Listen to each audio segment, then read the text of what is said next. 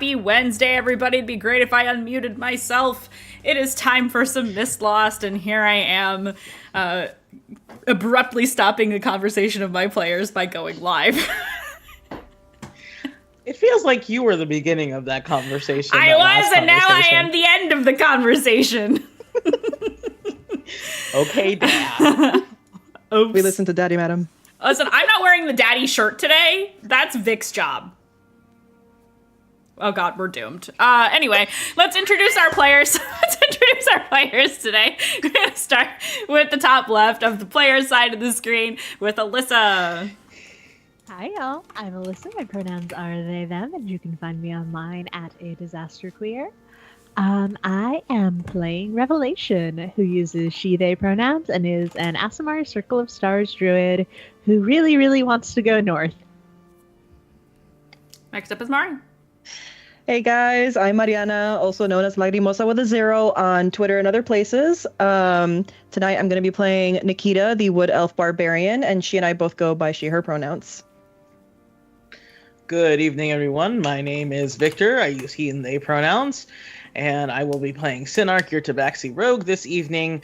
And also, you can see me on Friday as for Ente Luna y Sol, where I GM Monster of the Week campaign.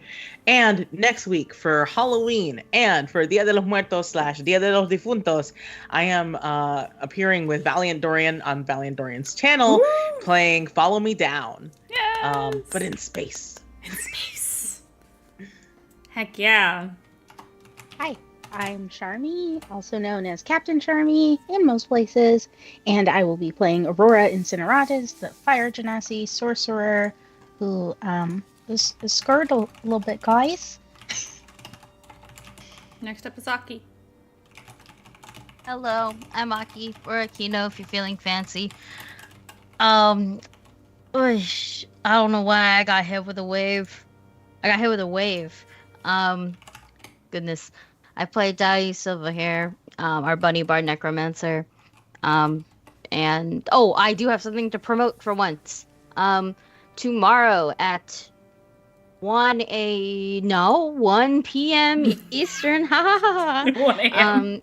On Nameless Domain, you can catch me for part 2, but also the final episode of Curse of the House of Redwood mini, where me and a bunch of other Asians all pretend to be a family. I am a bitch. That's it. I'm a bitch. That's it. Okay. Mm-hmm.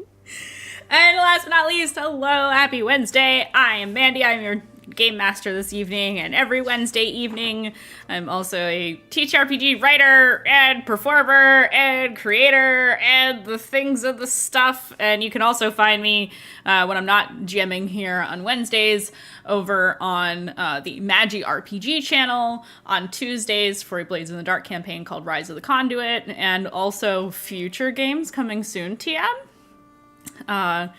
That being said, if you are into Vampire the Masquerade, Magi RPG is starting a new continuation of the Vampire Chronicle Ancestral Blood, which is a Succession-inspired VTM campaign. It is very cool, and your person may or may not be guesting this Friday, so you might want to tune in. Yeah, that's it. So I guess we will jump into recapping. A whole lot happened last session. Which is to say that the Mistlost crew, party, whatever you want to call them, arrived in the burrow, met up with one of Dayu's father figures, known as Araceli, a purple tiefling, who is a priest of... Uh-oh, what is that? Let me...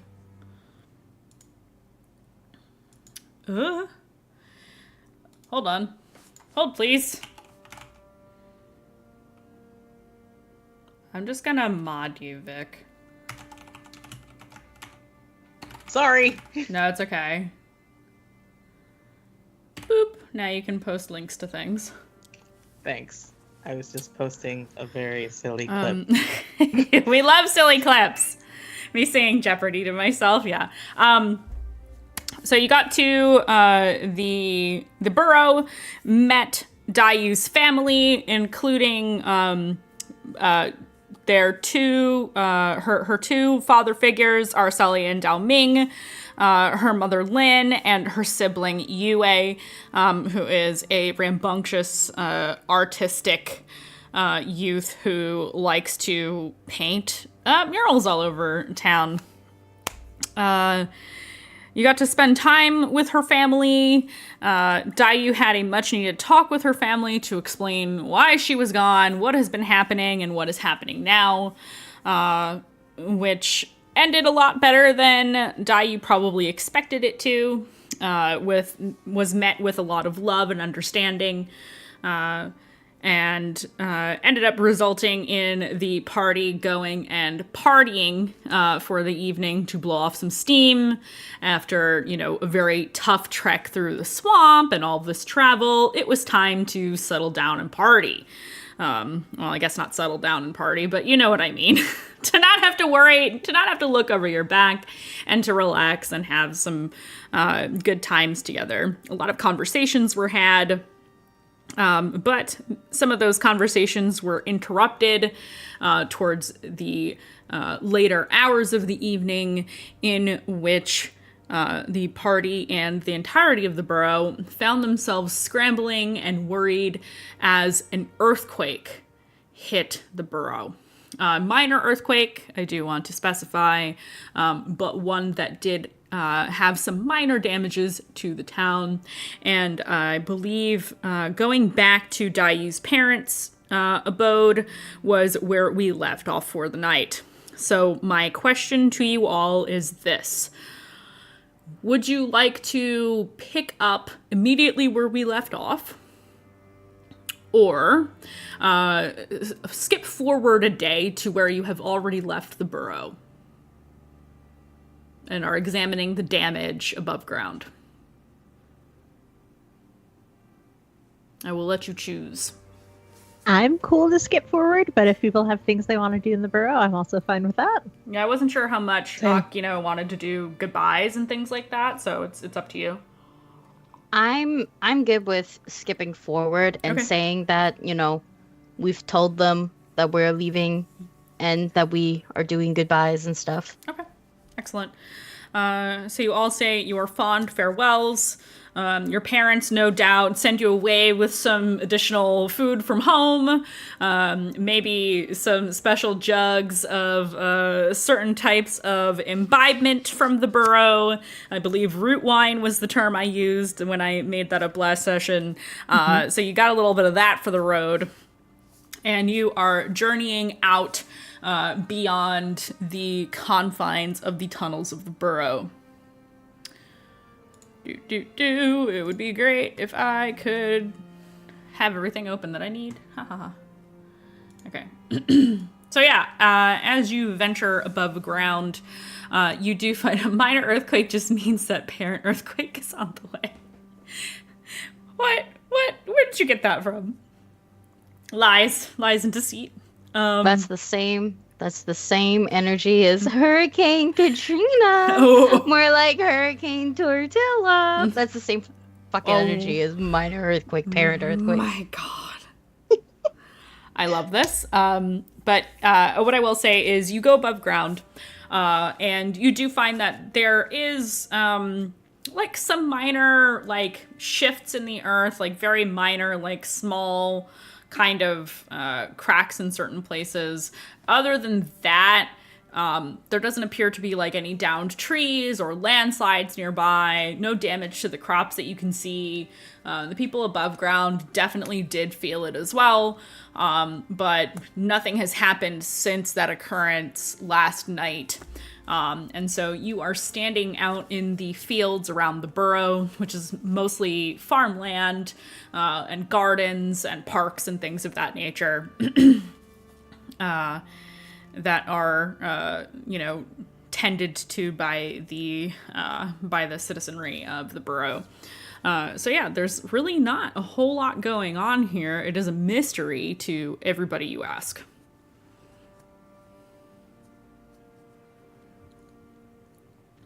And there's nothing in, like, I don't know, the pattern of the cracks or something to suggest that this is in any way not natural.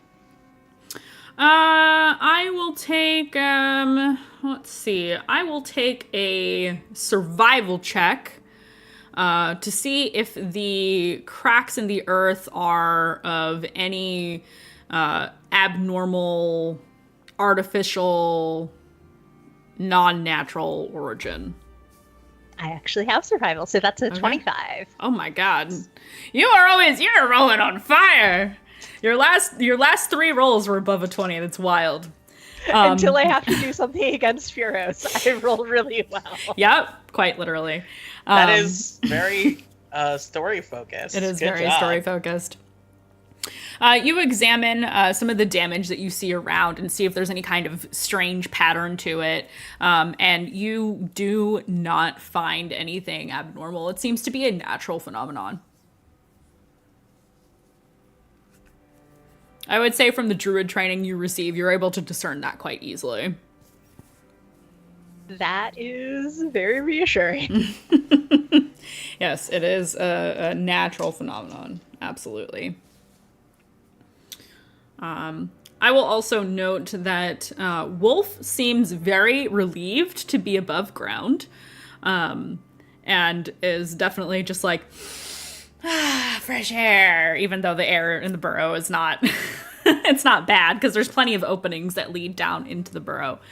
But just seems very relieved. I'll say it is probably just at the point in sunrise in which the sun is just over the horizon. So you've still got like some of the orange and the pink, but it's bright enough that you can see outside. That's kind of what you're looking at now. Also, I believe, if I'm not mistaken, let me push us all to the Terra world map here. We're going to have a brief interruption in music, but that's okay. I believe the same song is playing anyway. Yes, it is. So you are all down here in the burrow area, which I will show on the screen here in just a moment. So in the grand scheme of the world and where you are located, you are on this this coastline here. Actually, that's Sarrow Bay, excuse me. You guys are over... That stays there. You all are over here. You're actually closer to Halligate Necropolis right now than you are to Sarrow Bay, but what you do know is that traversing the river area that is not terribly far from where the burrow is a breeding ground for monsters. Do we know if there is, like... Actually, I guess you are a little bit closer to Sarrow Bay. Yeah, you're like 1.5 squares away, and this is... Yeah, it's actually, you're kind of in the middle. You could really go either way. Technically speaking, in terms of distance. Is there, like, a ocean path to Hollowgate, like going south along the coast, that would be easier or faster than sort of traversing the river area? So the area that is the coastline nearest to the burrow is actually steep cliffs. And while you can travel that way, there isn't a specific path. Give me a history check.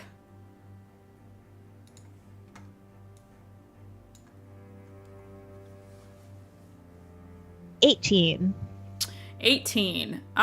You would know that in steep cliffside areas, while they are generally pretty safe to traverse in terms of footing, the thing that is not safe about being this close to the cliffs is the type of creatures that live near the cliffs, such as manticores, for example. Which Monsters you have seen either way. Which you have seen in recent past. Now, of course, there are giants all over Southmore, undead that is not sentient, ghouls and such, things that appear in the darkness, all throughout Southmore. So far, I would argue that you guys have been pretty lucky in your travels in terms of the paths that you have chosen to take through this area of the world. But closer to the coast, things are a little bit more unpredictable because there are more places for things to hide. You can very easily get to the main road that leads to Sarrow Bay City. You can also, that same main road also leads to Howlgate Necropolis, which takes you over a bridge that crosses the river there, and takes you straight to the necropolis. I mean, it's a main road. Wolf can probably get to Sarrow Bay themselves now. Rev does not say out loud, but thanks. Hold on, but why did we plan to go to Sarrow Bay in the first place if there's just this main road? I believe you had said you needed supplies, which aren't easy to come by in the other villages and towns leading to Hallowgate Necropolis. Was there talk of horses as well? Was this the possibility of getting that, or no? Because I think there was some speed questions. There were a lot of speed questions. You guys, I believe, decided that you were looking for a ship, to get you there. I think the original intention, if I'm remembering correctly, and please somebody correct me if I'm wrong, is you wanted to specifically look for supplies, and to explore Sarrow Bay City, and then go to Hallowgate Necropolis.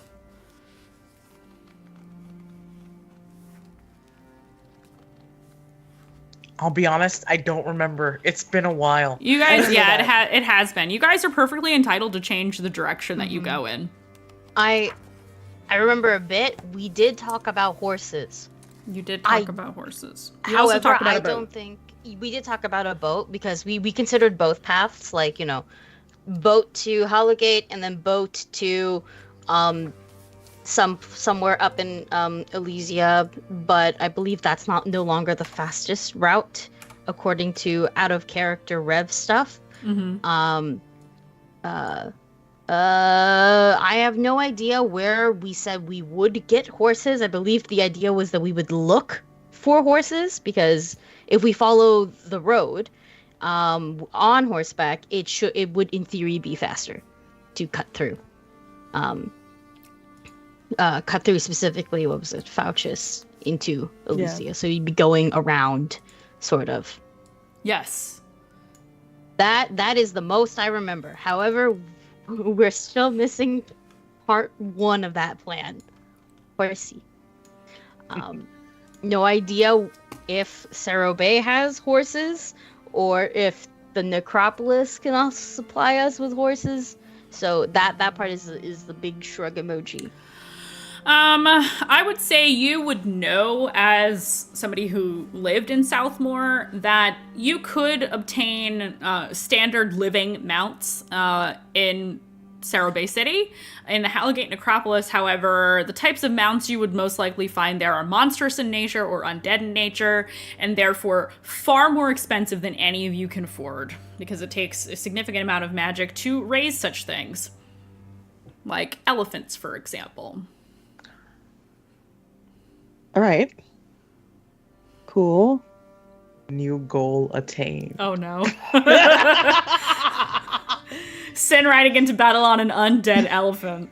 I need money now. Maybe you guys should do some jobs, get some money. You know where there's probably lots of jobs to be had? Sarrow Bay City. Sarrow Bay also has technically two interesting hooks. I was gonna say plot points. I don't know if they're plot points, but they're more like hooks. Who's to say? Just things that are happening in the world. Mm-hmm. They may or may not have quest markers floating over their names in the list on your menu when you log into the game. Not fair. Oh my god. How do I look at that? Listen, there's the MSQ and then there's all the side shit. I'm not going to tell you which is which. Well, Sinark would say like, getting horses will just be better in the long run.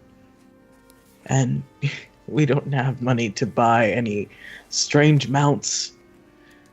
And I don't think I'd have the guts to ride something undead. I'll just say that out loud.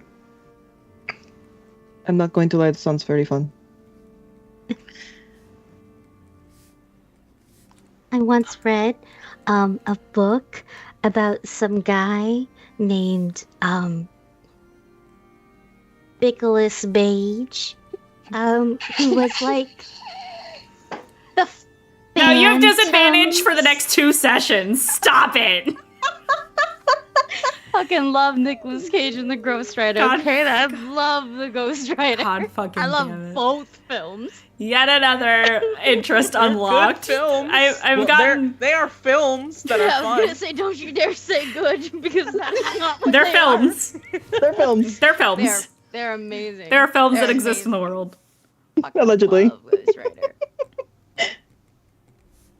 Allegedly. Now I gotta write down that I told you about elephant mounts. The other part of me is super into. I'm interested, but I'm also not interested in the elephant mount dying. So Yeah. Well, but if it's an undead elephant mount, then you don't have to worry about that. it's Well, the I best. could die again. No. Is anybody here proficient in nature? Nope. Not a one of you? No. Damn. No. Not even I have the positive? bard half proficiency, God. so Goddamn, brother. Yo, Oh What's up? my god. missed that character arc. Sorry. Uh, I got the bard one, the half proficiency. That's about it. I got survival. Dayu, as you are thinking this out, give me an intelligence roll. Why? Because I said so. Cause I'm the dungeon master. That's 13. why. 13. One thing you do recall about this path forward is if you do go straight to, excuse me, the Hallowgate Necropolis, you do have to pass over the Grave Rose River, which is quite wide, which is also to say that the bridge is a little bit long to traverse, and that there are most definitely monsters in that river. Yeah, so we don't want to buy a bunch of horses and waste all our money and have them fall into the river.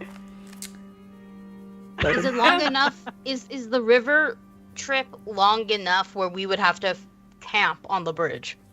No. Okay. Yeah, it's just a long bridge.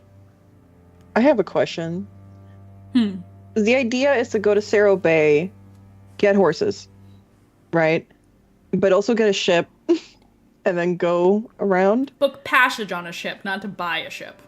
Well, yeah, book a ship. Not like, oh, yeah, no. We don't have that money. But, are we putting the horses on said ship? Like, is that like a whole idea? Is that like... That would have to be the case. Either way, it's if we want horses, now is the best time to get them because we're so close to Cerro Bay. If not, just go straight to Hallowgate and then we would walk most likely back up. Unless you precious. want to take the same detour back to Cerro Bay if we follow the same path. Actually, I believe...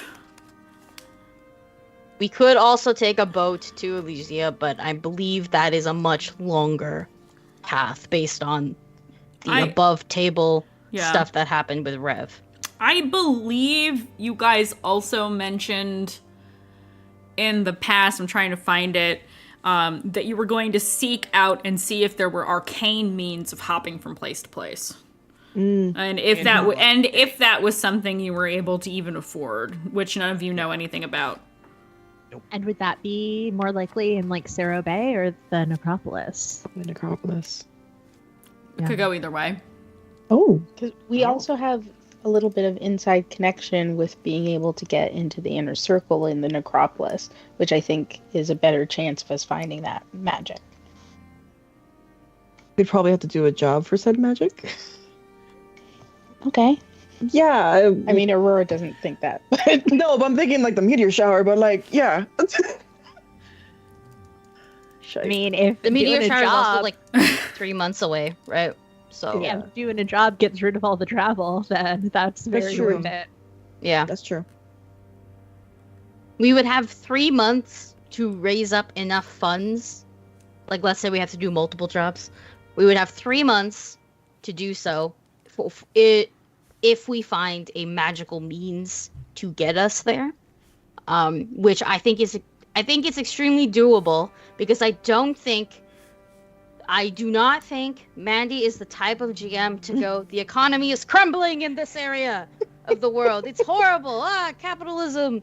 I mean, it's Inflation. literally undead. It probably is crumbling, just a bunch of bones. I think literally, but I think economically they're I great. feel like that's different.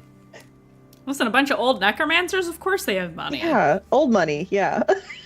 You got some, maybe a lich or two hanging out. You never know.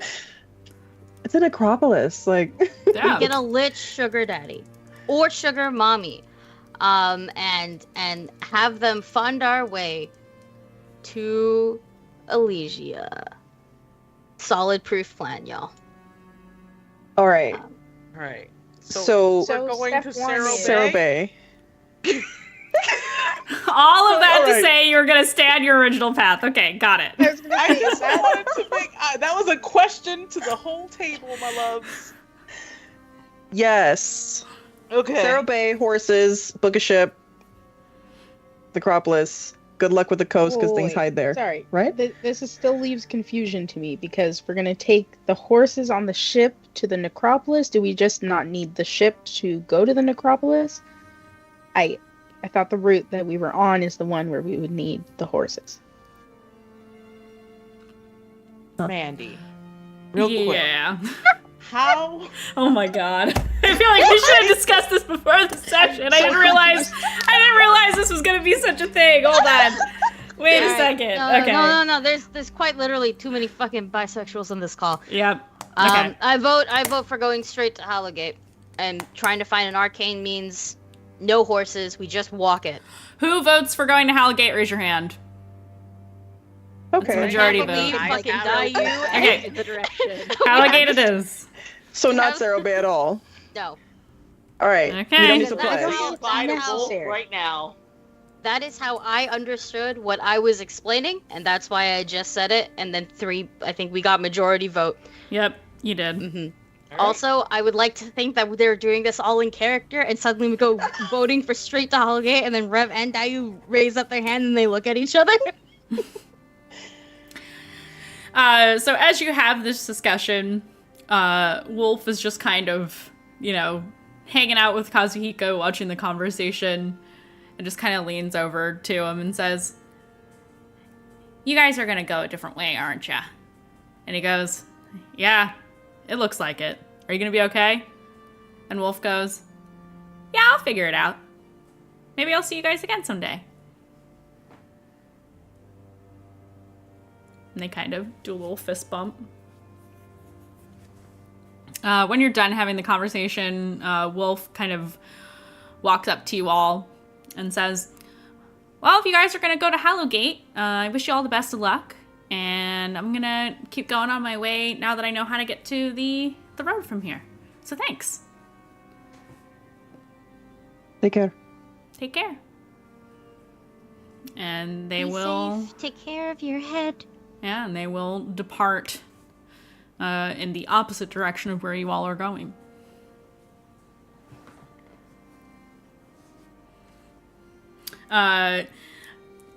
Aurora, Bougie kind of like snorts a little bit, and you get an image of like somebody being sad.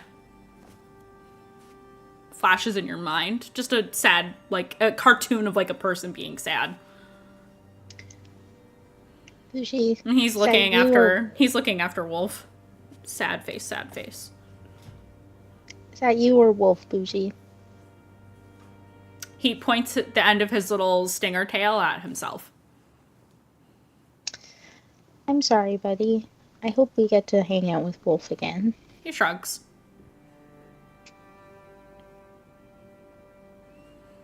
So you all gather up your things and head to the main road. I guess we are having an encounter today. Let me roll some dice. Folks. Did we make a long rest after the dancing on tables? Yes, you did have a long rest. Cool. Oh, so close! God damn it. Alright. Whatever. You know you can just choose for it to happen. You are the DM. I'm trying to be honest with what I'm rolling. That's fair. No, Mandy, it is almost 9 p.m. on a Wednesday night. Honesty flew out the door 3 hours ago. Did it? When you left your shift. Wow. All right. Demon hours. Okay, demon hours? You want demon hours? I will give you demon hours. Do what you need. What are you doing? Yeah, Do what feels you right, need. but also I'm No. scared. Here. Okay, listen. If I am anything, if not four DMs doing whatever the fuck they want. It's been 22 sessions. We're not even in Destination 1 yet. Hey, you know The what? one we agreed to go to back in Session 2. You are absolutely right. Go nuts. Let's see if I can Just actually... remember this on my request a beach Is episode. this the song I want? Aki, I'd like to remind you that I've almost died a couple times already. Y'all were like, let's do this. I can kill 3 giants. I didn't say anything Nikita did. That's not my fault. I don't know what Alright. you're talking about. Sin is the Mound Slayer. You all get onto the main road that leads to the Hallowgate Necropolis. It's time to commit to the bit, boys and girls. Yeah, it's fine. And everybody in between. Thank you. I feel included now.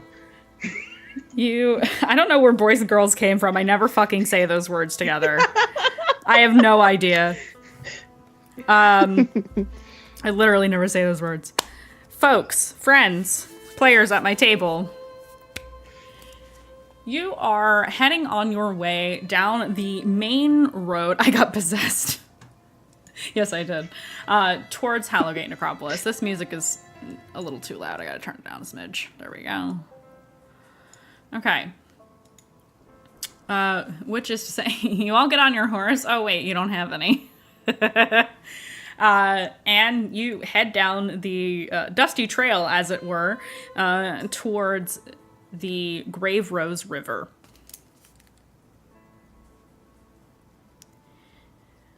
On this path, Kazuhiko estimates it will take you, let's see,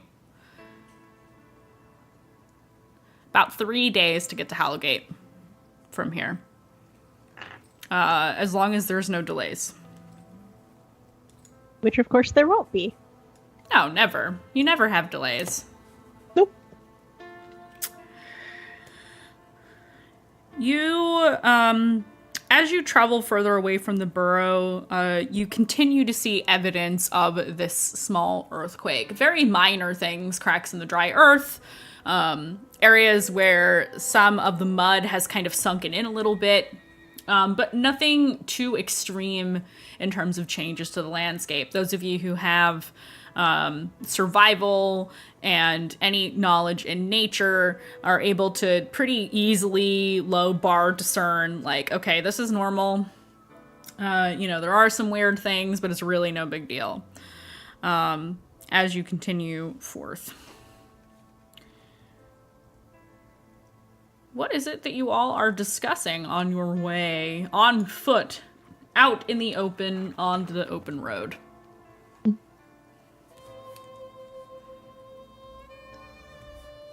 Thieves' Cant lessons continue.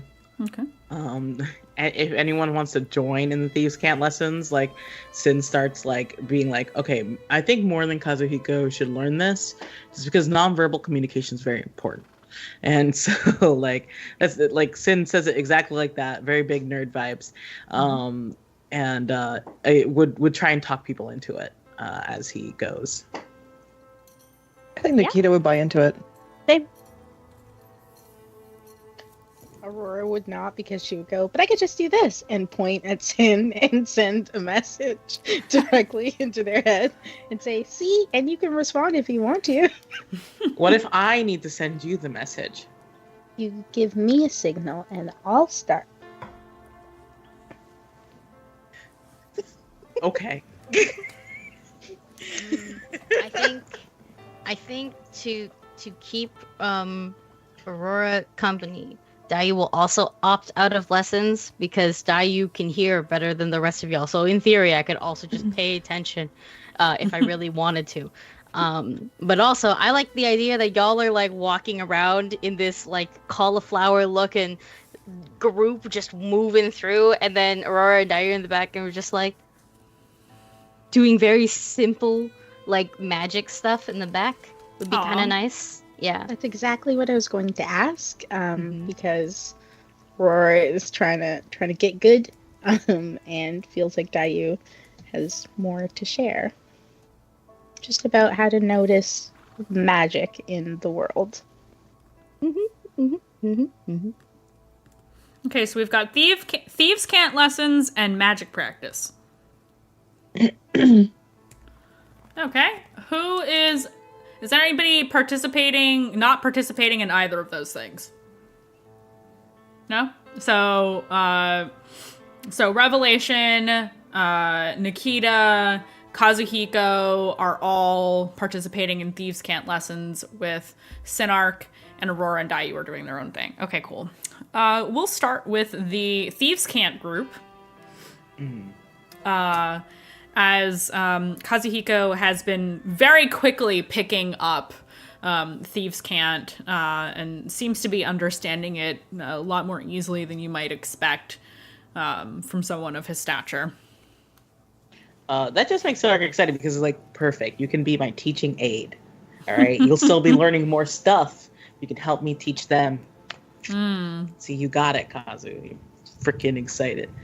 And I don't know if Sin has called Kazuhiko Kazu yet. But it's very much like now using this nickname. Okay. Yeah. I would like for everybody being taught Thieves' Cant, which includes Kazuhiko, to roll a d20 and add your intelligence modifier. Sorry. What is Kazu's intelligence? It's pretty good. Ooh. 15, so 16? Yep. So we got a 16. Alyssa either rolled really poorly or really well, and I can never tell with Alyssa's thing. It was cocked, so I thought it was a 1, but it was actually a 19. Hey, okay. Good. So we've got a 19, a total. 16, and a 14. Okay, a 20, a 19, 20, a 14, and a 16. Okay. So, yeah. You all are able to absorb the lessons, and you learn... Vic, how about you pick what Thieves' Cant symbol they learned today? You get to have one. I think caution. Okay. I think caution is very important for everyone to know. And I think that's the one that like he focuses on. So like, and like all little deviations that you can do with Thieves' Cant. So like caution, danger, caution, quiet, caution, you know. Yeah. Awesome. Love to see it. Aurora and Dayu, what type of magic are you practicing right now? Well, we got cleaning down. we do have cleaning Yes. down, and all forms of it, I would like to think. But prestidigitation, you can do a lot of other things with it, and I feel like Aurora might be super interested in like the illusion side of it, like Yeah. adding marks to things, making like a symbols and stuff like that appear, or colors even, because you can in theory use that on your clothes Yes. and stuff too. If that is an option, Aurora is definitely changing the color of her shoes or something. That's so funny. I love that. Roll me an Arcana check. Both of you, Don't while need it. you play with this spell. A 15. 15. Also 15. Very good. Hey, You are 20 definitely again. able to successfully change minor colors of things for a brief period of time. I believe in terms of changing colors of things, it lasts. I forget if it's a minute or 10 minutes. That is a good question. It's an hour. It's an hour? Yeah, it's an Yeah. hour. Damn, that's cool. Okay. I feel like probably Aurora isn't quite at full 1 hour, Oh, but yeah, you can change for an hour. Color, small marker symbol, yeah. Why was I thinking it was much shorter? So yeah, you are able to do that. I would say even for up to the hour, if you decide to do so, you have the ability to do that with your roll. It's a cantrip. The bar's not very high. Yeah. It's yeah, I think Dai specifically shows you kind of like how she does it, which I feel like by now, based on all the magic talks we've had, Aurora knows that she has her own way of doing things, or like of finding out how to do it. And so Dai's just going to show her and not really expect her to do it the same way, but it's sort of like, if I show you how it looks like when it's done, maybe you'll be able to figure something out. Kind of like that. And like, I don't know, when Dai's changing like the colors of things, she like pulls from like her bag of totally hoardable items and trinkets that she's collected or traded, and she'll just like pull the color out of it and onto whatever she wants. And it's temporary, so obviously it'll get its color back, but that's kind of just how she is doing it. Same thing goes with symbols, though. She can also just pull the color and draw the symbol with her finger. Very cool. I love that. I like the idea of Aurora kind of makes a bright spot, like a moment of brightness on whatever the color change is, and then it kind of cools down into the new color.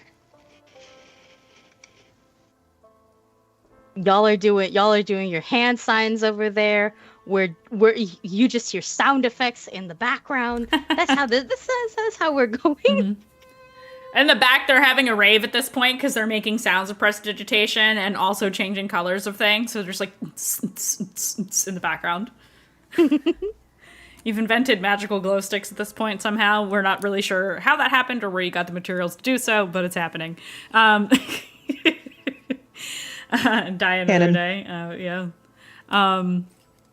So yeah, you have the you are able to. So there is language lessons to be had, magic lessons to be had, and towards the end of your first day back on the road,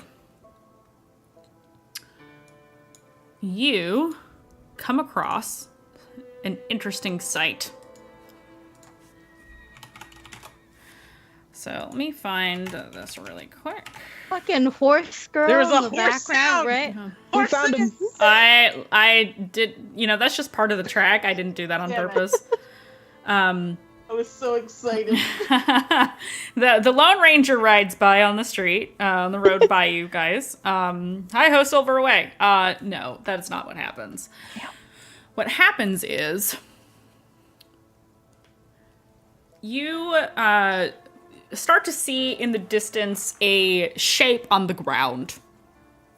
It is a decent distance away in that at first you can't quite tell what it is, but it is large. I will take,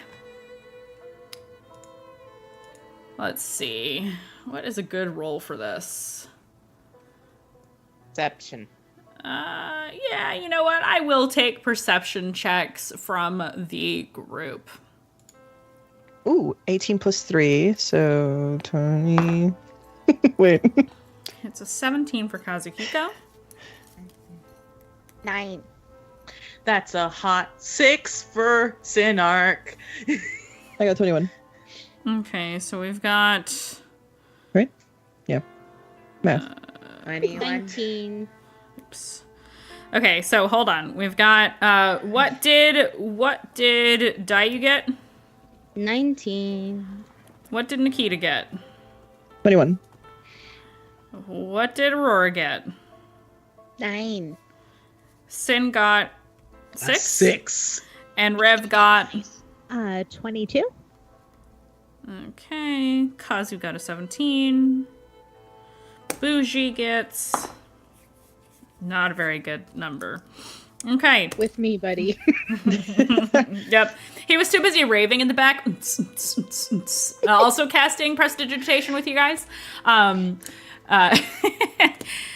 Those of you who rolled actually 17 and above, so Kazuhiko, Dayu, Nikita, and Revelation, you can all spot that the creature laying on the ground, it is wounded, but you see a variety of features that don't quite make sense to be on one creature. You see feathers, you see hooves, you see talons, you see a horse's tail, and before long, those of you who have knowledge in particular types of lore, so that would be Dayu, and...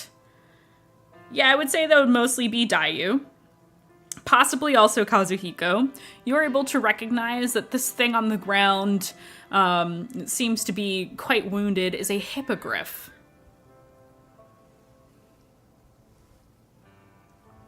What else would I know about hippogriffs? Hippogriffs are...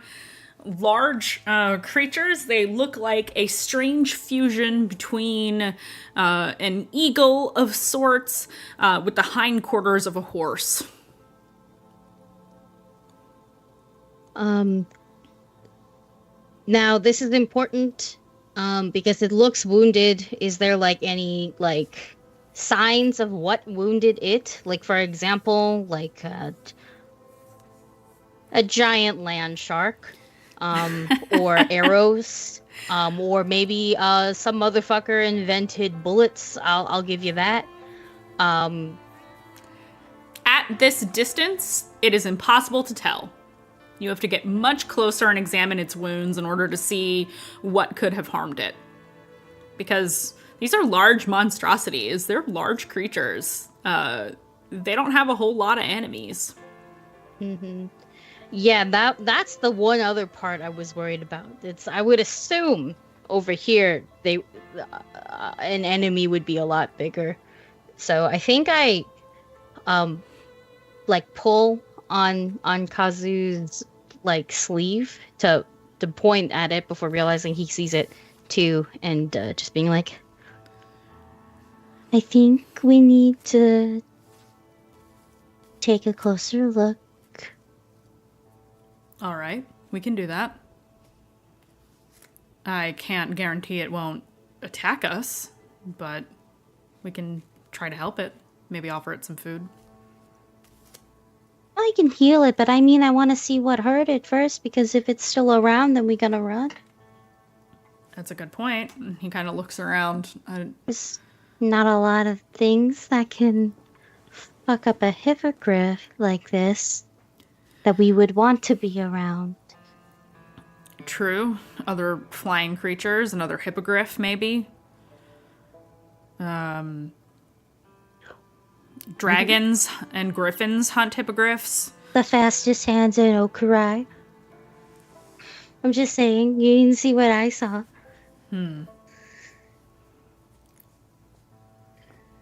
Are Fastest there hands, not the fastest eyes. are there tracks for anything else around that we can see on the way there? So the distance that you are at right now is I would say you're several hundred feet away. Okay. So it's not easy to see like what is going on. You have to venture forth in order to see more details. But at the distance you're at, you don't see any signs of a struggle on the ground. If that's what you're looking for. You can't see that at a distance. Okay. So do you all continue forward? It's just right there in the middle of the road, right? It's a little bit off the road, but you can see it from where, because like, so imagine you are out in like open hilly field area. Some of it is a little bit malleable, like marshland a little bit without the standing water. It's just kind of muddy in areas. There are hills here, but the thing that you want to know is that the road that leads from here to the Hallowgate Necropolis is raised up above the rest of like the flat area right around it. So it is built up somewhat in case it rains and there's mud on the side of the road. It's kind of raised above that just a little bit to accommodate for how treacherous just the land in general is in Southmore. All right. Yeah. So just takes out his daggers. Okay. And they're just like, all right, whatever you guys see, All right. point me at it. We're not trying to kill it yet. I mean, like if it I like didn't gets expect up to and kill it. I'm just Okay. but like if it gets up, or if whatever hurt it comes back. yeah. And I keep an eye out on the environment in case anything like tries to ambush us, I guess. Okay. So you keep an eye out, but you do venture closer. As you get within, I don't know, roughly 60 feet of it, it does take note of your presence. And it is kind of like coiling back a little bit. You can see that, I would say Dayu, because you're specifically looking for the types of injuries on this creature, you can specifically see that there are slash marks across one of its flanks, and part of its side on the same side that look like the edges of large claws. Bigger than it. So you're just seeing part of a scratch from something much larger on the body of this creature. It's got kind of multi-speckled, multifaceted grays and browns and whites in terms of feather colors that devolve back into like a almost like a palomino kind of pattern for the hindquarters of the horse aspect of the hippogriff. It's got yellow eyes, very much like an eagle, sharp beak that has some scratch mark across it that looks old. It's not bloodied in that way. It looks like it just clashed with something or fought with something and has just that remnant of scar over the beak. But yeah, other than that, it looks very wounded. I think well, I am a rabbit. I am going to use, like, I'll put my ears further up just in case, not to look bigger, but because I'm a fucking rabbit. I think what I'm gonna do is I'm gonna offer it some of the dried meats that we have kept for bougie. Okay. The ones we haven't cut up yet. So like at that point it's fair game for anyone. But like if we're being 100, if it's coming out of Dayu's pockets, it was going to always be intended for bougie. It's not. It's just not ripped up yet. Okay. So it's a chunk. And I'm going to try to approach it close enough so I can get a better look at the wounds. Sure. And, with intention of it will eventually be distracted by the food so I can try and heal it. Sure. Roll me, now that you have food, roll me persuasion with advantage. And I will roll something as well. To hit, you mean? You'll hit me. Don't worry about it. No, I'm not rolling to hit you. I'm making my jokes, Mandy. Anyways, I rolled very well. I'm just too tired to do math. Actually, no, I shouldn't be because this is very simple. Okay. But yeah, it should be 27. Okay, describe to me what you do. I approach very carefully, very slowly. If it tries to like move, or if it tries to move, period, or hiss, or whatever it does to display some form of intimidation because it's scared, I just shush it. I go shh. Baba. I start calling it pet names. I start calling it Baba. Just trying to like be very calm and gentle with it. I'll wave my hand, not not a ridiculous amount, but like sort of to get its attention on the food. And when it takes the food, I'm gonna take a look at the wounds now that I'm up close to see if I can heal it. If it's I don't know, if it's poison first, want to heal the poison before healing it, or something like that. Yeah. So you get a closer look. I'll say as you approach it, at first you're not sure that it's going to let you get any closer. But as you kind of speak to it in soothing tones and offer it food, it kind of, though its breathing is a bit accelerated, it's clearly like in distress.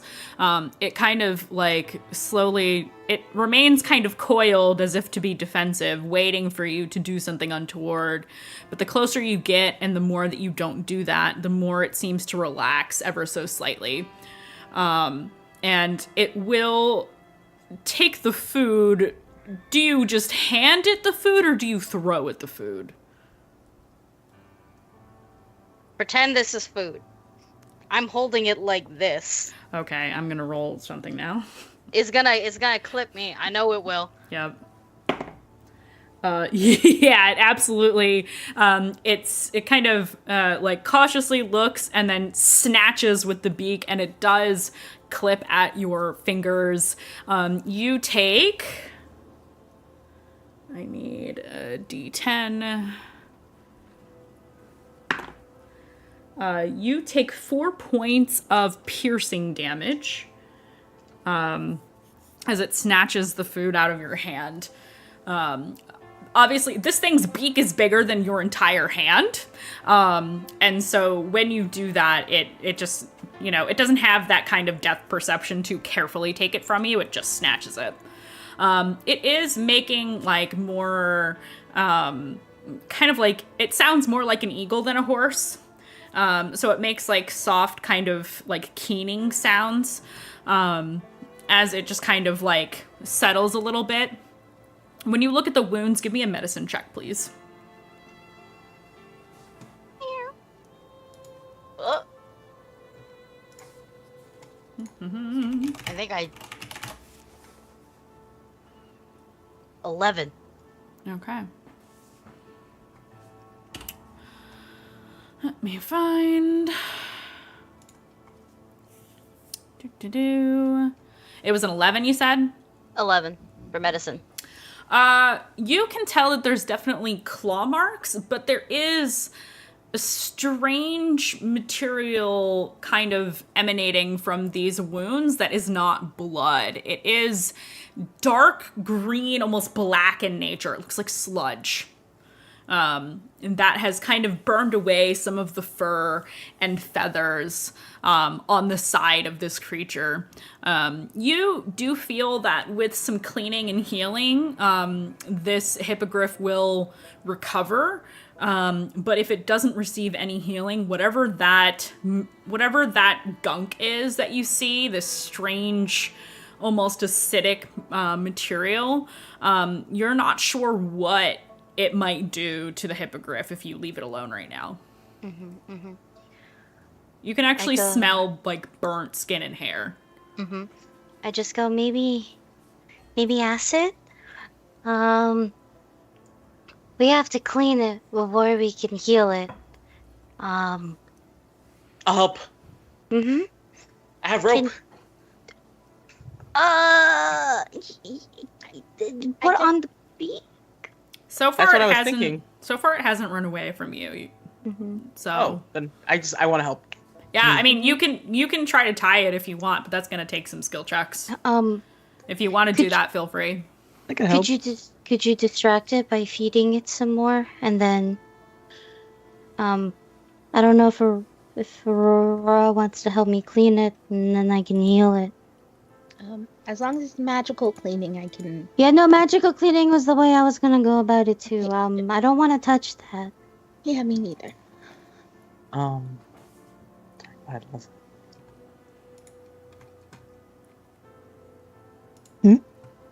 I thought Alyssa was gonna speak. Alyssa, Then you started. No, and then I said and then I said go ahead, Alyssa. Oh, sorry, Oh. I didn't hear that part. I was just gonna say, while this is happening, I am keeping watch. Okay. You're keeping watch while all this is happening. Give me a perception check, Rev.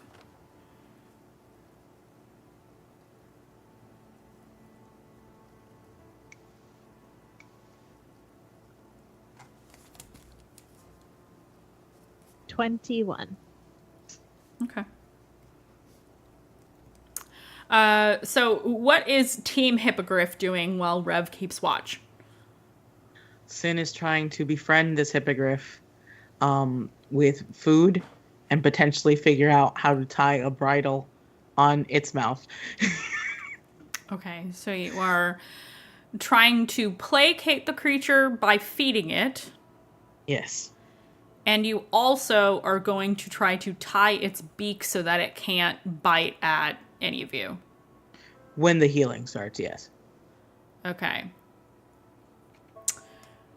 We're gonna need 2 different rolls. Okay. I'm going to need a deception check Perfect. All right. as you are attempting to lull this creature into compliance. Okay. That is a 17 plus 6, so that's 23. Okay, very good. And now I will need a sleight of hand check to see that if you can tie its beak before it catches on to what you are doing. That is a 19 plus Nice. 7. Very So that's good. 26. So I was you like, I know how to do those rolls. Yeah. I'll be able to do it. you walk up to this creature who absolutely, and excuse me for the joke, dwarfs you in size. It is a large creature, definitely bigger than a regular horse. So its head, the top of its head is easily several heads taller than you are, Sinark. But because it is laying on the ground, and you are feeding it, it is just kind of like, it is cautiously looking around at all of you, and you get like whatever, like the like more quiet kind of almost chirping sounds that eagles make, like when they're at rest, kind of like a little bit like that, like low in the throat, as it just kind of like lays its head down, and literally as you're feeding it and looking it over, it seems to somehow intuitively understand, perhaps through some manner of wisdom, that you're trying to help it, and it does not struggle. It's a very gentle, it's not like harsh, it's just a very gentle like tie. Yeah. And then like Sin just is sitting next to this giant head and is like is trying to stroke to like help it stay calm. Yeah. Now that it can't easily snap at him. It lays its head on your lap now that you've tied its beak shut, but it just seems to just kind of like, breathing is definitely a little bit labored, definitely struggling a little bit, but it is waiting for whatever it is you plan to do next, because none of you have made any untoward moves towards it as of yet. Can we tell if this is like an adult or a juvenile? Like, even with how big they are, like Sin doesn't know how big monsters are supposed to be. Right. I'll take a nature check, because you're trying to determine information about wildlife, animals, etc. 14. Flat. I'd say that's good enough.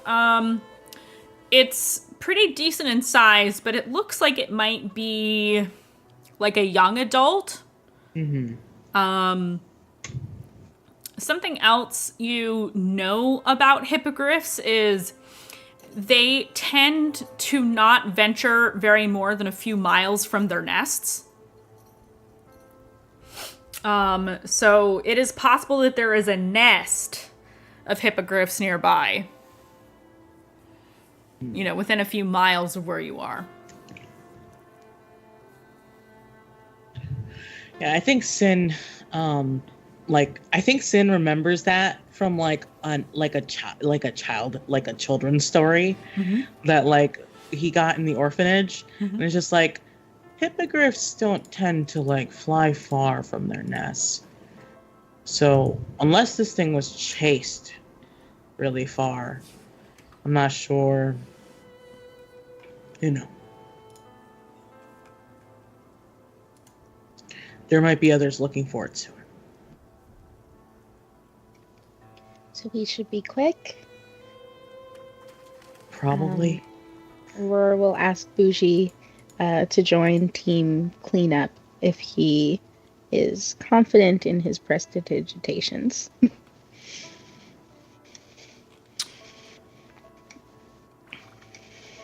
Ready when you are, Dai. I'm ready. Okay. So the two of you work together to clean its wounds. You realize that casting prestidigitation to clear this out, while it does take some time, it doesn't seem to cause the creature any pain.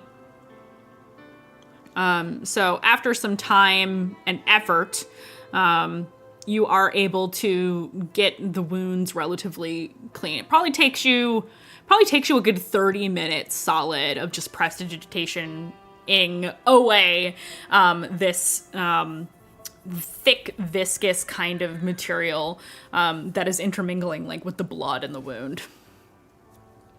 But once it is gone, you are able to see that the wounds are clean and ready for healing.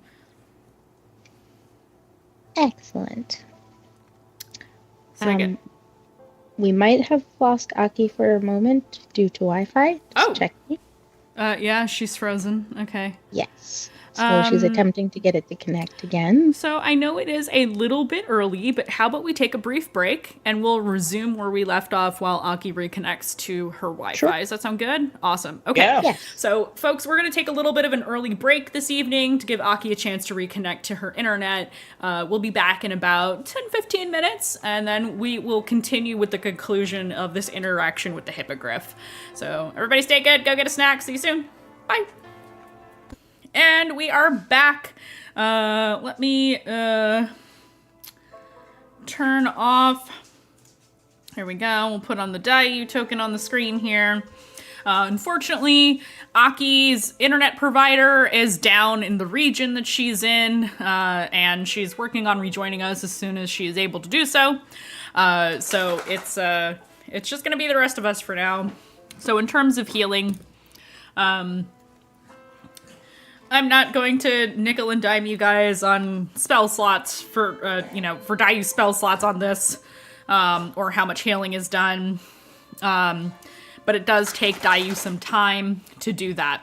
Nikita, while all of this is happening, what are you doing during this time? I was thinking to kind of like watch just in case the hippogriff just make like any last like jerk movements kind of thing. She was just kind of like be on standby to try to like if anything hold it down or whatever. Sure. But yeah, she was kind of like keeping watch on that, especially with Sin being so close to it. Its head is in Sin's lap. Sin has been cuddling this thing for the last half hour. He is in bliss. Yeah, this creature is the best way to describe like sizes of creature. Because a hippogriff is a large monstrosity, imagine a 10-foot by 10-foot cube, and that's roughly what the hippogriff fits within.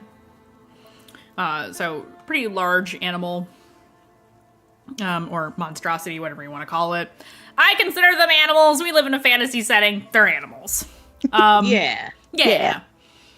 Oh, Hello, Magic RPG is raiding with a party of 32, so eat beans. Welcome in, everybody. You have great timing. We just got back from a break. We are currently down one player, though, while she fixes her internet stuff, but welcome on in, everybody. Hey, George. Hey, Rad. Hello, hello. Welcome in, everybody. For those of you who don't know me, hello, I'm Mandy, or the Mandy, all over the internet, professional dungeon master, and these are my lovely players, and this is our homebrew D&D campaign called Mistlost, and the party is in the midst of a meeting and healing with a hippogriff that they have found who is wounded on the ground. So there's your context as to where we are at. Welcome in, make yourselves cozy. So, Nikita, while you are watching all of this happening, you kind of look at the hippogriff. It's trying to relax while Dayu is doing the healing of this creature. I would like for you to please roll me a d20. 10. 10? Yeah.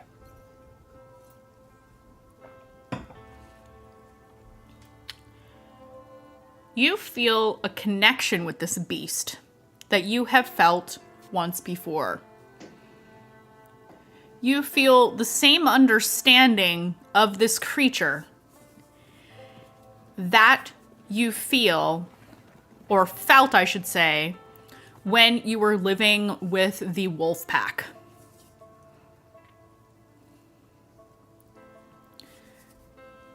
You feel as though you could communicate with this creature the same way you did the wolves.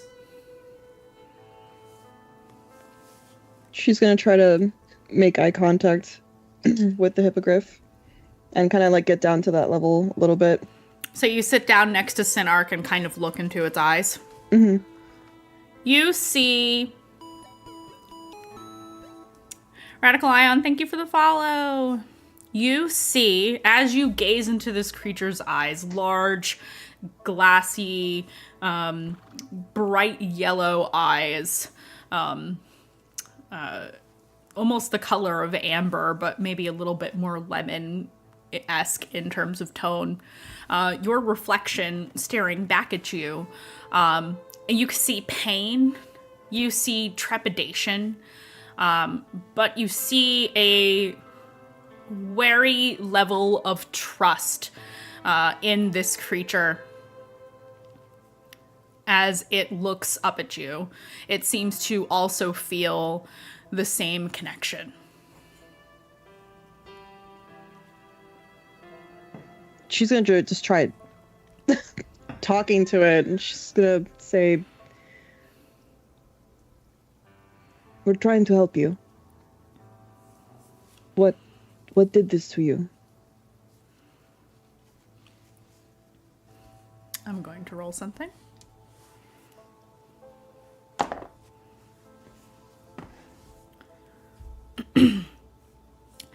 The hippogriff kind of maintains your gaze, and it says to you, "I know.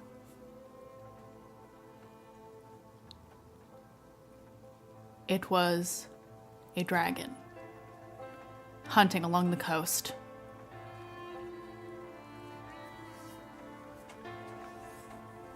Good to know. Do you remember what it looked like? Where it went?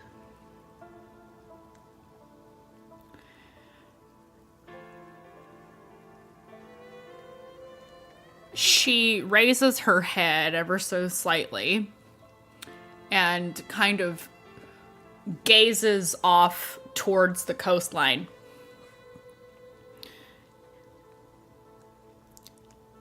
That way.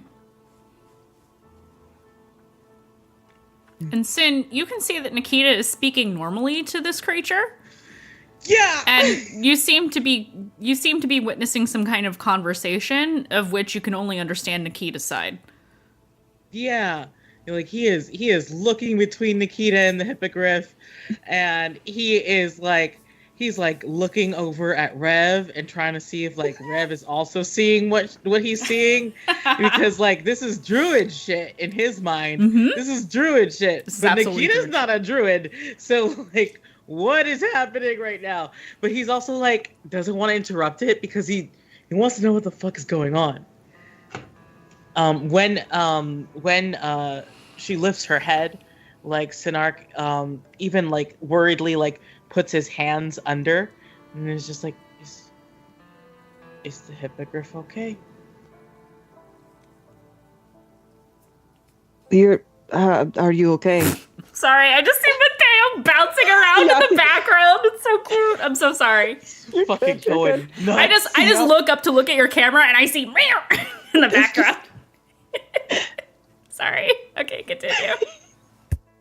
It was just Nikita asking the Hippogriff if they're okay.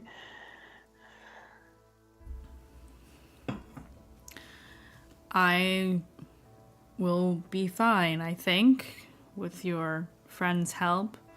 You removed the acid from my skin, which was probably the worst part. Is your home nearby? Nods towards the coast. Not sure where the dragon went. It attacked me as I was hunting. You're free to stay with us if going home is unsafe. I need to make it back. Sinark is staring at Nikita because he wants to know the answer to what. And she kind of just like gives you like a face, and she just tries to focus on the conversation still. Its words are also like just slightly muffled because of the tie around the beak, but you can tell that the Hippogriff could easily break the rope if she wanted to. Yeah, which was the intention. Well, that can't be helped.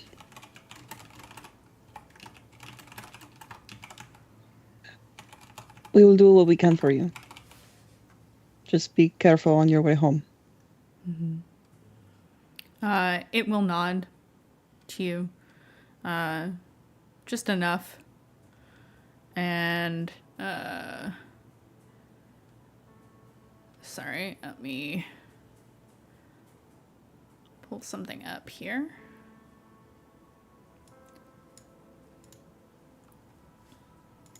I think I typed in Aki's name right in chat. Radical Ion, Aki, who is not here right now, was on Rise of the Conduit as the magistrate. Yeah, we got some Conduit fans in chat here. Welcome in, everybody. She just kind of nods and is looking at you, and you understand that most beasts don't have a very high intelligence, but when you feel a connection with one, it's almost as though you like are able to look beyond that and kind of draw past it to whatever innate wisdom the creature might have. But the Hippogriff just kind of slowly puts her head down back into Sinark's lap and is just allowing Dayu to finish the healing on its pretty extensive wounds, as the wounds themselves do kind of close slowly over time until Dayu is done. Question in chat: how far away is the coast as the Hippogriff flies? I would say it's probably a couple of maybe like 2-3 miles away.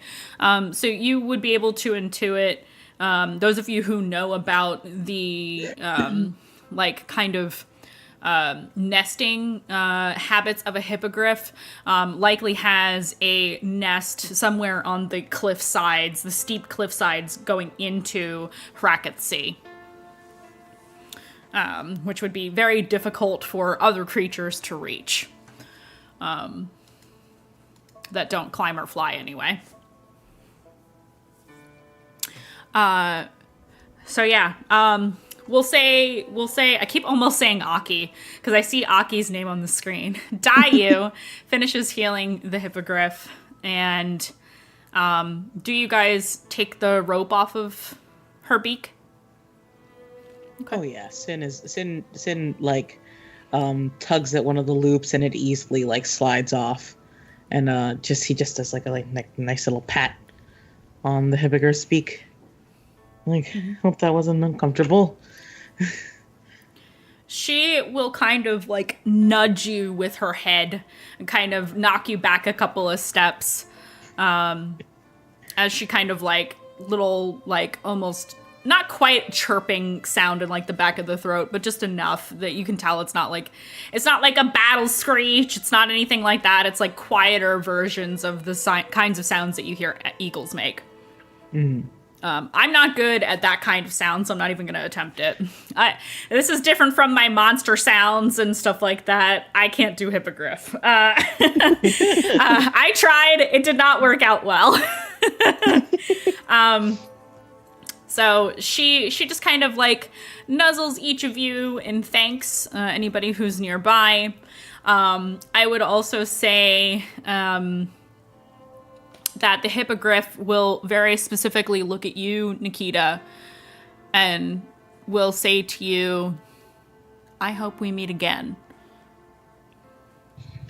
Yes. I also too, under better circumstances.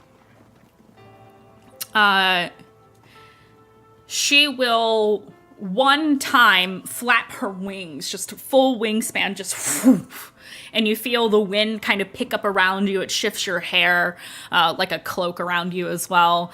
And a single feather kind of floats in the air between the two of you. And she says, take it. Nikita will take it. Thank you. Tie that on your armor. We will see each other again. All right. Good luck finding your family again. After she kind of, signs her goodbyes and her thanks to you all, gives Nikita a feather, will quite majestically take off into the sky and head towards the coast once again. Nikita's just gonna stare at the feather. Yeah, you're not quite sure what this means. It's strange. In this moment, there's the majestic takeoff. There's about 3 seconds of like odd silence, and then Sin asks very loudly, "You can speak to animals?" Yes. No. Yes. I used to be able to do it, and I stopped.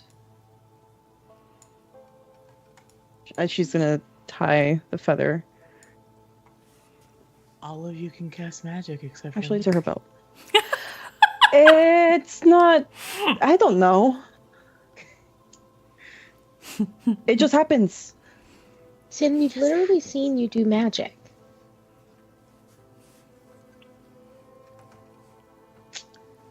And Rev said so too, right? Yeah, I don't understand why this is something that you... I don't, you know what? Yes, I'm so sorry. All of us can cast magic. Isn't that so wonderful? And he looks... Looks at Kazuhika. Nikita's like looking up, buffering. Yeah, he looks at Nikita and he's just like, so wait. So you knew how to talk to animals, and then you stopped knowing how to talk to animals. We should walk back towards the road. But yeah, you're walking What? back towards the road while this conversation Yeah. is happening. Sin, it hasn't happened in a long time. okay, I'm not mad. No, I know I'm you're confused. not mad. I'm confused too. Okay. I didn't expect that. When was the last time you did it?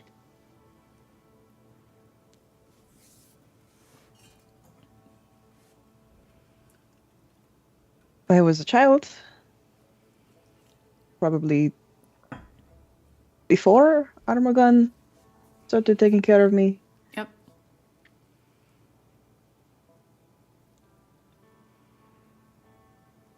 What? So you were probably around 9, I think, when Ish. you were around 9 years old when he found you.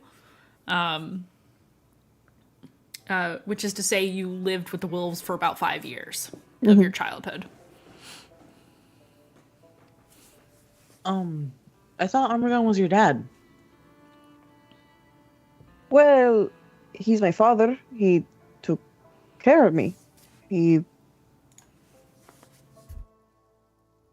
I guess the word is adopted, in a way. Okay. Then I'm sure it's all, but we don't have to talk about it. And he reaches out and pats Nikita's arm. Yeah, it's a lot. Thank you. We could talk about it at some point. It's Cool, simple, because- really. I mean, it's just a lot.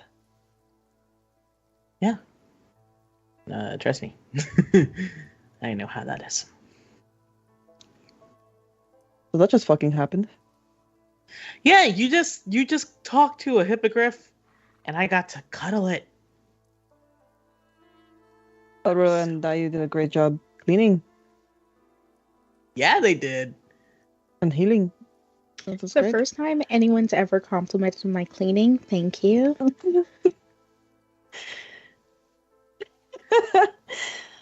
Did it tell you? You said something flew off towards. Oh, it was a fucking dragon. A dragon attacked it. That seems like the thing to lead with. There's a lot going on there. Now, Rev, like, respectfully, I know it's a big piece of information. Yes, it was a dragon, and it was towards the coast, and it lives by the coast. Oh, there he goes. I just saw. My God, I just heard him chirp. It was scary.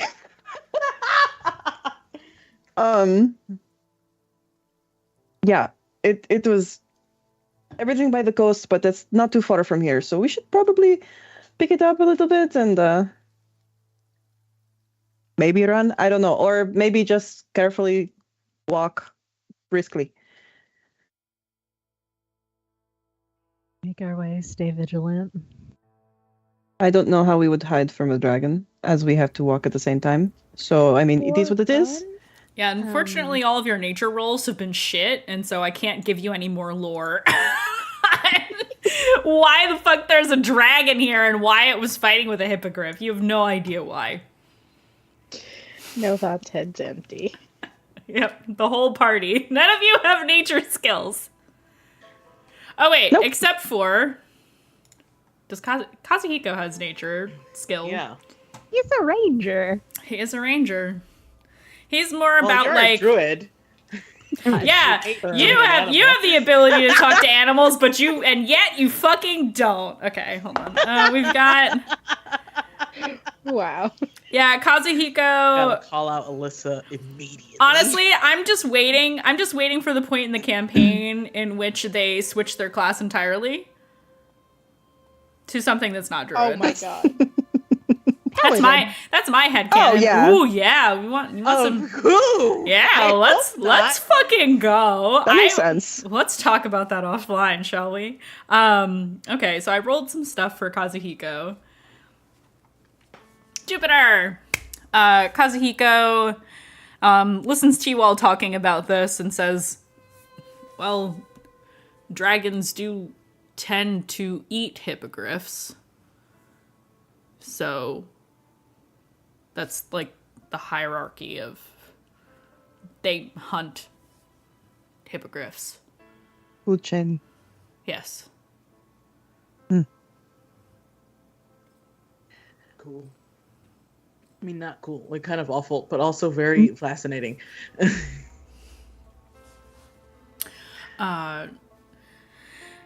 Let's continue, shall we? Before Yes, the please. fucking dragon shows up. I think that would be great.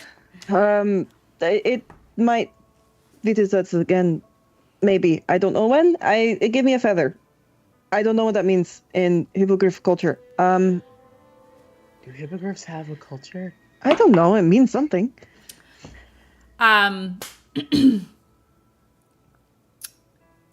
Bougie, listening to this conversation, is flashing images in your mind, Aurora, of feather, of some kind of glowy energy, of a little cartoon of Nikita running.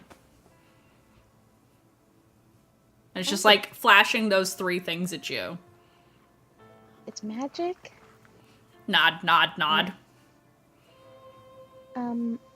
Nikita, Bougie says your feather is magic, and maybe very fast, or maybe wearing it makes you fast, or maybe that's why the hippogriff is fast.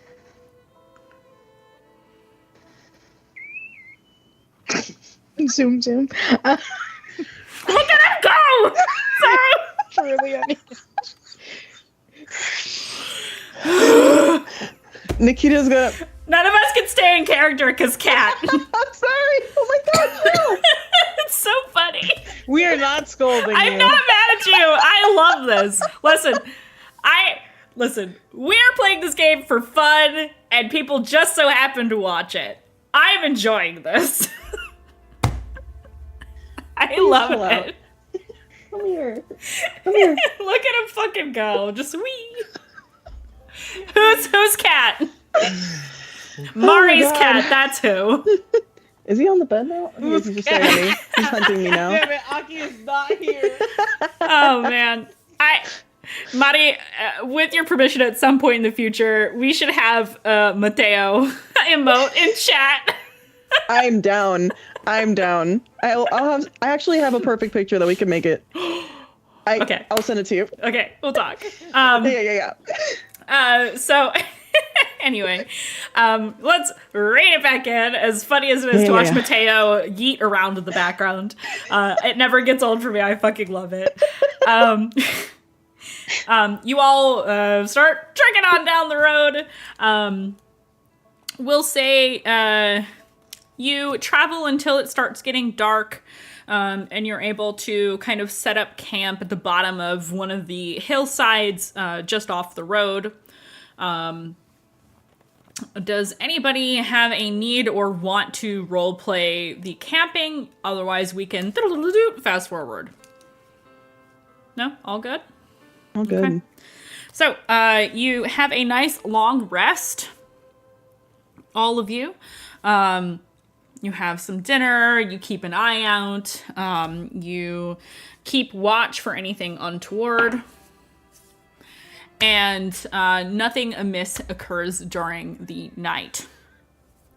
I really wish those horse sounds were not on this track because it fucks me up every time.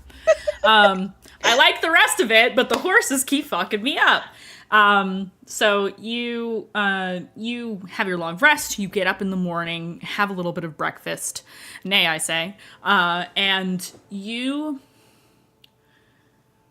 find that you are in interesting weather. It is misty. This morning, there's some fog rolling in over the fields. Seems to be coming from the general direction of the sea. The temperature has dropped overnight. It is a fair bit cooler than what you're used to in Southmore. Much more tolerable, I'd argue. A little bit more like the Vale in terms of weather. Oh, are we thumbs upping? Is Aki back? Yes. I think I'm He's back. Oh, yes. Let me fix the camera thing. Welcome back.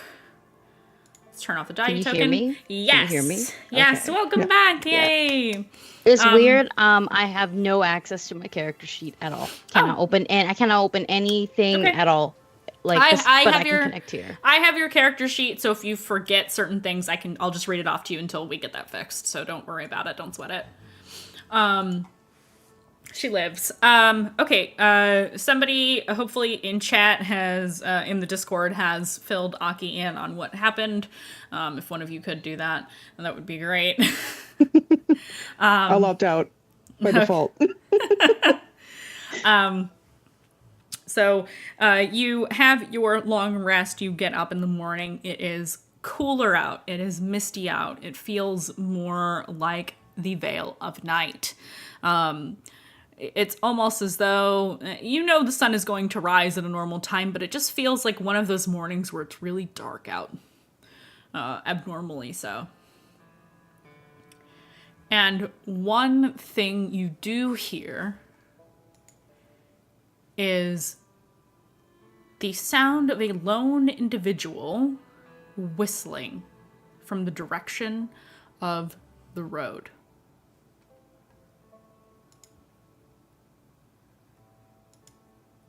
Is that weird? It's just like, it's a road. I'm too Latina for that. No. If Latinos Against Spooky Shit is still here, they're gonna, he's like, yeah, good job. Wait a second. Wait a second. Are they still here? Because I don't know. I'm waiting for the prayers in chat. I'm sorry to call you out if you're still here. So does anybody look to see where the sound is coming from? I do. Because I'm a bad Latina. Yeah, I was gonna say. We'll talk about that offline. Hold on. I have things to say. Okay, moving on. You do look out. Give me a perception check. I'm not going to impose disadvantage because you are in your very comfortable kind of a home territory of a dark early morning. Yes, that is a 21. 17 plus 4. Excellent. You see, walking through the mist. I feel like we need spookier music for this.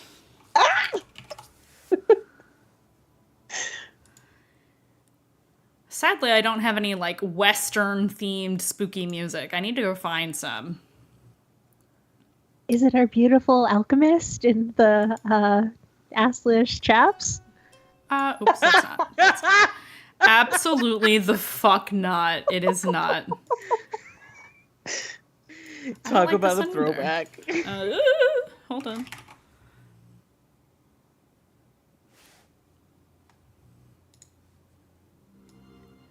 I hate this. I don't like this one either. Okay.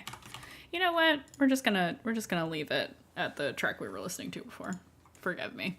I need to do some searching for some spooky Southern Gothic things. Thank you, Barry. Walking through the mist is a very tall individual, spindly almost. And you just hear whistling echoing off the sides of the hills, out over the fields. This individual, probably 10 feet tall. Tall, skinny, moving with purpose through the mist and whistling a lonely tune.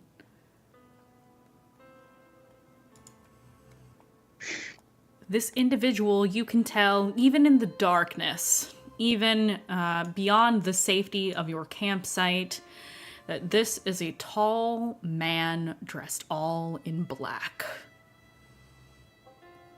You see that as he strides through this mist, this strangely dark fog, he is tossing something from the palm of his hand into the air and then catching it again. Again and again, just casually as he walks along the roadside. He's wearing a tall top hat and has a long coat on.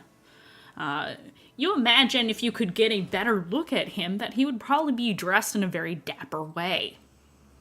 What do you do? So I know what Victor would do. But Sinark is so... What the fuck is going on? curiosity is really gonna kill this cat. But satisfaction will bring it back. So I think he's gonna, beyond everyone's better judgment, because Sin has bad judgment, is gonna start creeping out onto the road to try and get a better look at what, like, he expects it's a coin. But like, what type of person is 10 feet tall and spindly? He hasn't seen a lot outside of Okurai. Yep. So you do get closer. Oh yeah. Give me a stealth check. Unless Okay. you are not trying to hide. No, he's trying to hide. Okay. He's trying to like not startle this person. I'll take a stealth check. 18 plus 7, because my dex is really good. In the distance. 25. All right. You sneak up close as you dare, near the bottom of the slope that leads up, or maybe a little bit further away from that of where the road begins. You kind of stay low to the ground, stay to the mist, and get a closer look at this man. You can see in the darkness gaunt facial features. And the item that he is tossing very casually in his hands appears to be bone dice. Roll me a history check. Yes. That's going to be a straight roll. Yep. And that is a 14. A 14. Let me see. What does a 14 give you? I will give you a name.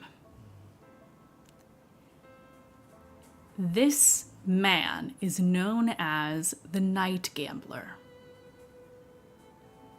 And he is no ordinary man. And that is all I will tell you for the roll that you rolled. So okay, so like I've just heard whispers that there's a night gambler and they are not ordinary. It's like a boogeyman of sorts, but this matches the description precisely. Halloween is next week.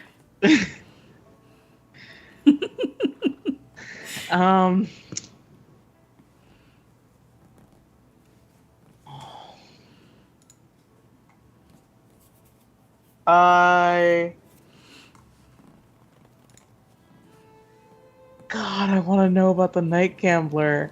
I am going to roll a thing while you agonize over what to do next. I don't think Sin is agonizing. Just so I'm you talking know. about you. Gotcha. Interesting. He Aurora's continues like, what is it? continues on Not leaving town. continues on his merry way, moving through the mist. And as you wait and try to decide what to do or what to try to see, he slowly becomes less and less corporeal, fading slowly into the mist. Nothing left behind but the echo of a whistle. Gotcha. Sin was ready to stand up, ready to like call out to the night gambler. And he makes a face of like, damn, missed it. And he sort of like looks around the road and just stands up without a care and walks back towards camp to tell the rest what he just saw. Actually, when you stand up and turn around, he is standing right behind you. And he looks down at you. You see just pinpricks of red light in his eyes. Well now, what can I do for you, little kitten?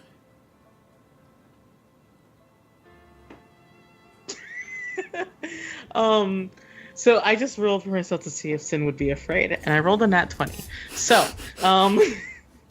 Sin sort of like is a little startled, backs up a little bit, and it just has to crank his head up because this man is twice as tall as he is. And it's just like, Hi! Just noticed you were walking, and then saw that you were tossing dice. Are My name's Sinark. you the gambling sort? Yeah? How would you like to play a game? What are the stakes? Oh, nothing immortal like you wouldn't be willing to part with. A soul, for example. So nothing I would be willing to part with. Wouldn't. Wouldn't be willing. Listen, it's early. I'm so sorry. You see, I kind of owe my soul to someone already. So I can't really bet that.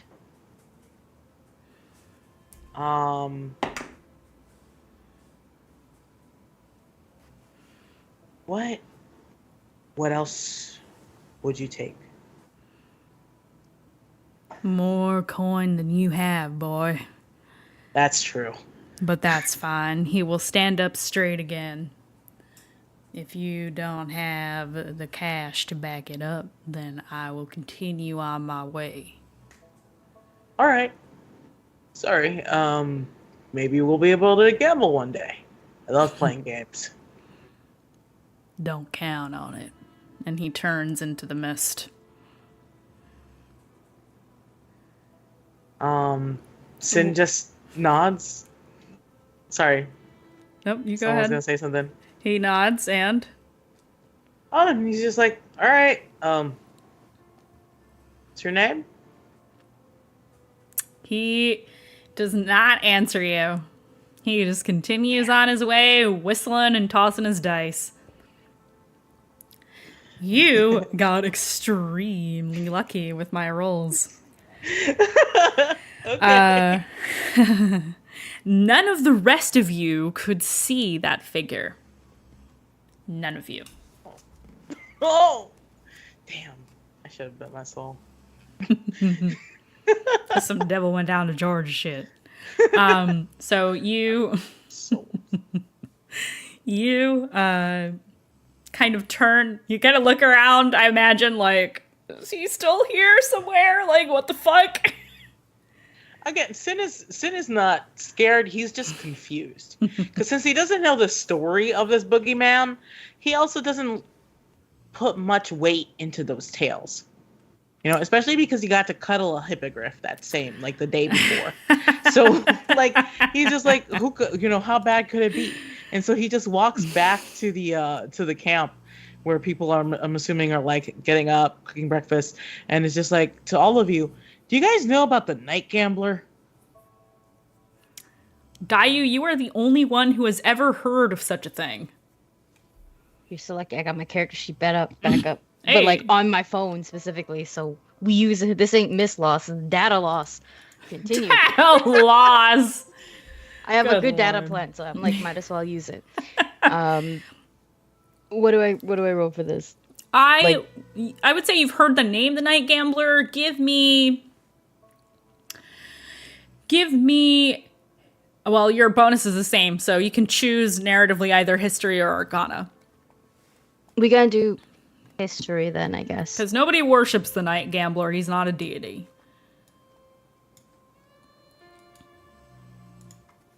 Like straight 10. Straight 10. You have heard of the Night Gambler. Your understanding was that he was some kind of like urban legend. So to hear that Sinark just encountered him, or not that you've said that, you've asked who it is. That Sinark is asking about this is a little strange because you're just like, where would you have heard that from? That's like such a weird boogeyman tale. There are other similar creatures that move through the world, some less humanoid than the Night Gambler, but I would say the Night Gambler is probably the most popular of boogeymen, who likes to fuck with mortals and terrify them and trick them into giving up their souls in an attempt to Do what? Question mark. Gain more power. We're not really sure. Whose Boogeyman's is this? Whose Vance is this? But you've only ever heard of him in passing. It's not like a heavily established fable or tale that you would have heard in other societies that you've moved through in your life. Yeah. He's just kind of like a urban legend kind of vibe. A spirit who wanders to trick mortals into gambling their souls. Oh yeah, so then that was serious. He was serious. Okay. Oh, did you meet him? Yeah, he was just on the road. Did you gamble? Because I think you are exactly what he's looking for. Well, when he asked me if I would be willing to gamble my soul, I told him I already owe it to somebody. Because I do owe it currently to all of you to finish this mission. So then he said, I won't gamble for the money that you got. And Sin does do like the best impression that he can. And he was like, and I told him that was fair. And then he locked along. That's smart. Very good boy math.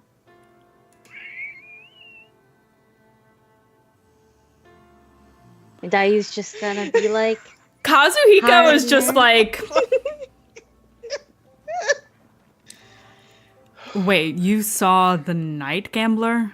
Yeah, he was on the road.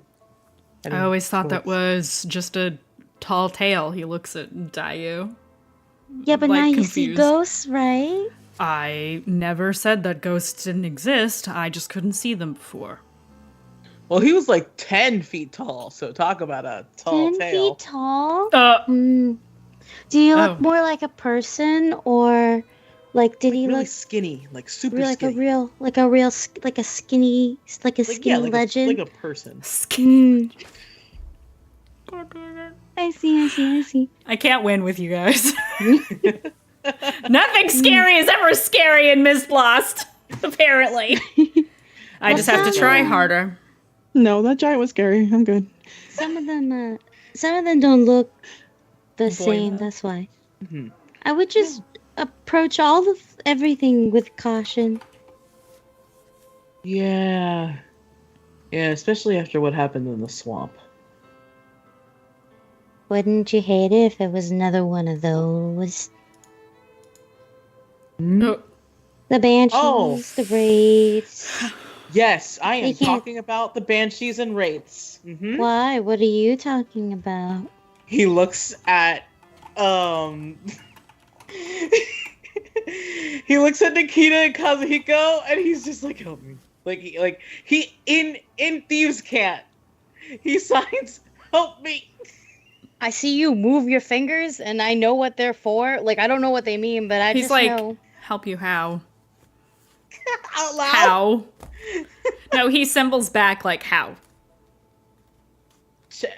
Change talk. Nikita's trying to pick up on what you're putting down. She's just like, How about we make some breakfast? Breakfast sound good? He just kind of like gives Dayu like a little half hug. Breakfast?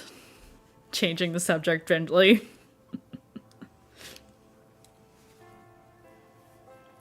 Y'all disrespectful.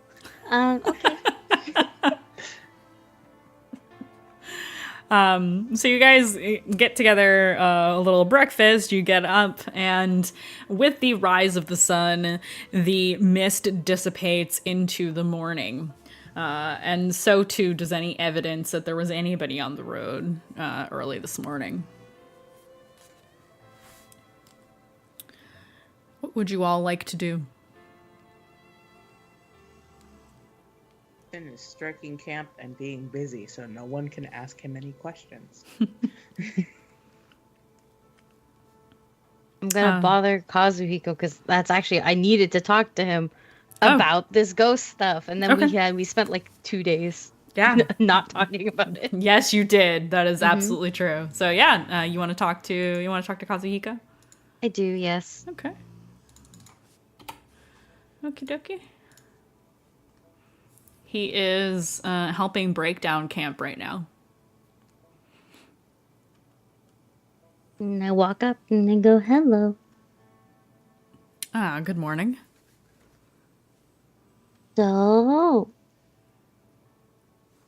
So, how are your eyes? I mean, they're fine. And how's your head? It's fine. Mm-hmm. Mm-hmm. And how are you handling all of this? He looks around and he's clearly looking at some of the spirits that are standing around near camp that you can also see. Well, it is incredibly distracting, and I wish I could turn it off. I don't like this for myself. I can only imagine how you feel, given you've seen them for most of our lives. They're a lot more abundant here, is what I realized, because when I went to the Vale, they were like so much more chill.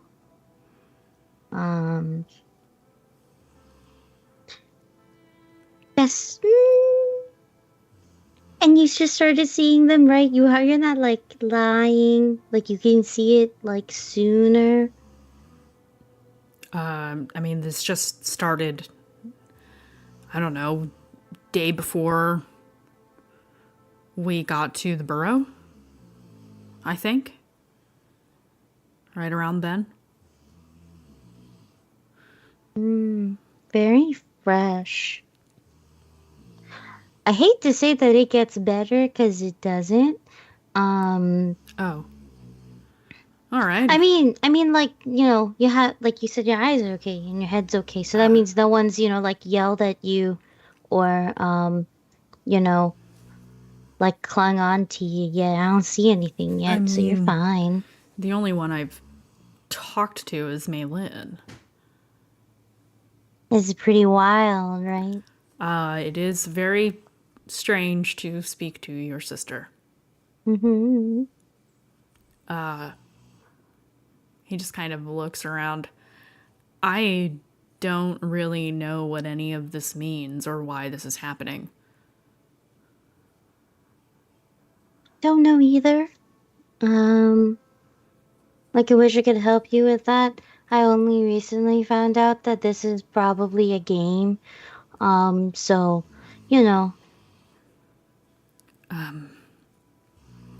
A game? Yep. Like, what kind of game? What do you mean by that?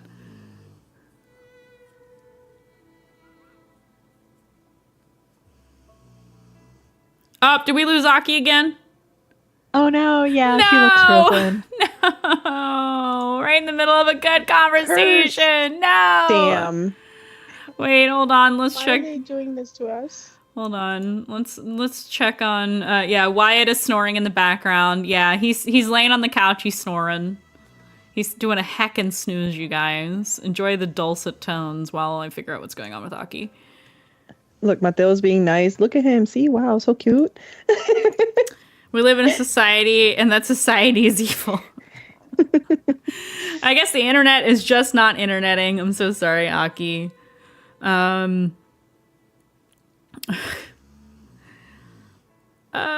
we want to take a short break while we wait and see what's going on with this? Sorry for the extra break, you guys. Poor Aki's having internet problems today, as you all have seen. So we are going to, unless you want to sit and chat just for a little minute, we could just take a little break. What do you guys want to do? A little break? Okay. We're going to take, this is going to be a much shorter break. We'll take about 5 minutes to let Aki get back up and running. We'll be back in 5. And we are kind of back, but not really, because Aki's internet is being a butthead and it is completely out of her control, because we all know how ISPs are. When they go down, shit just happens sometimes. We are going to call it early this week. We will resume next week on Wednesday, right? We have a scheduled session for next week for the 1st. Yes, we do. So on the 1st, we will have our Halloween episode. I realize it's the day after Halloween, but I can't help that Wednesday's not on Halloween. So we will be having a Halloween episode next week in which the Mistlost party will be arriving at the long-awaited, fabled, much talked about, much worried about Hallowgate Necropolis. I'm very excited to share the setting with you all. Things are going to get a lot more spooky from here on out. And so with that being said, I could not have asked for better timing myself. And let's find somebody to raid. We'll go and raid into... Let's go raid Careful Cantrip.